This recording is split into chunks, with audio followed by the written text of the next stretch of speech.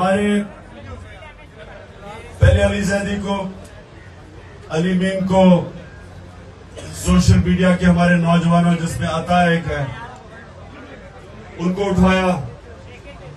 ये सारा खौफ फैलाना चाहते हैं और फिर से सबको पता है इनके पीछे कौन है। हम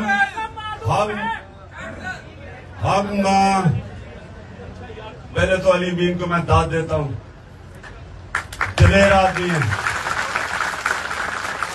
इतने सब्र से और इतनी दिलेरी से उसने जो भी कोशिश की इन्होंने उसको जलील करने की, एक दिलेर आदमी की तरह वो खड़ा रहा है, चट्टान की तरह। और मैं इन सारों को पैगाम पहुंचाना चाहता हूं जो ये समझ रहे हैं कि ये खौफ फैला के और ये जेलों में लोगों को डाल के, जो ये समझ रहे हैं कि इससे ये जो